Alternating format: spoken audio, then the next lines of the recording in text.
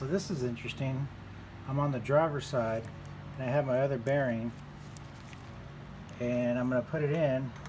I'm going to get ready to hammer it in, and I'm just like, let me just kind of push it in there and see what happens, and whoop, it goes in all by itself. I mean, it's pretty tight. I was expecting that I was going to have to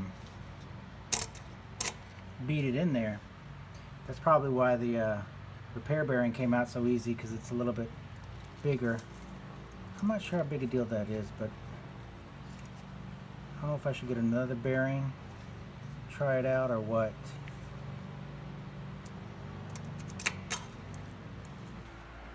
Well, they're not too hard to change now that I know how to do them, so I'm just going to let it go and see what happens. So I decided just to go down the street and pick up another bearing from O'Reilly's, just to see if it's the bearing or if it's the housing.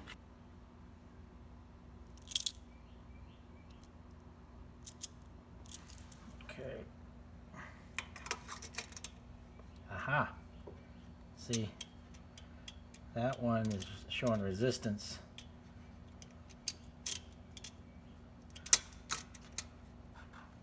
That's good. So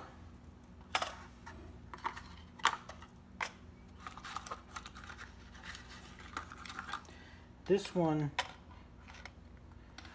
is from LMR C-Tech. So they're usually good stuff, but I did notice that this bearing, it was different than the first bearing that I got from C-Tech, from LMR.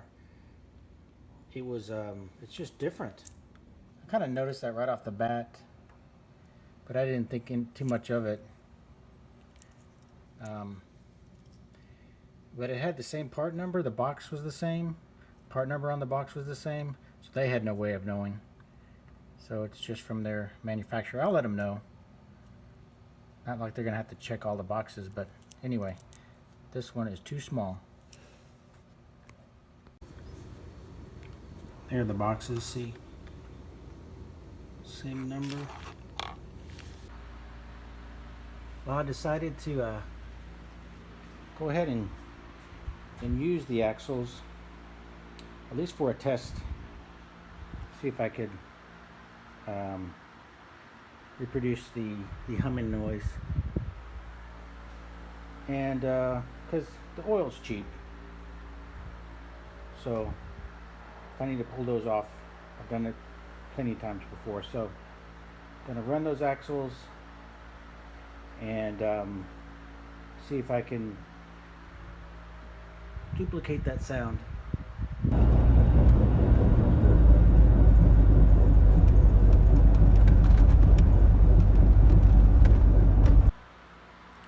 Alright, so there you have it. The differential sound is still there after I replace the axle bearings. So now that means the carrier bearings.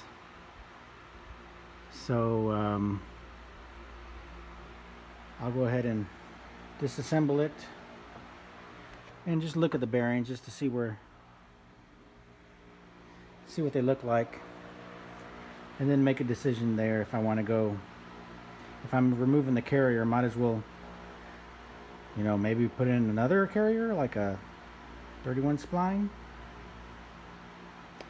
And I was talking about getting axles anyway, so maybe get 31 axles, 31 spline axles, 31 spline rear end gears out of another junkyard vehicle.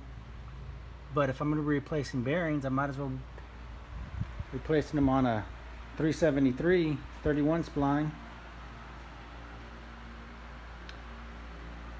or do I just replace the bearings on the 308, because those are pretty cheap, just the carrier bearings. But I don't have a press to press them in, so I might have to go shopping for one and put it right about there, right behind those GT40 heads, which kind of gives you a glimpse of what the future is in store.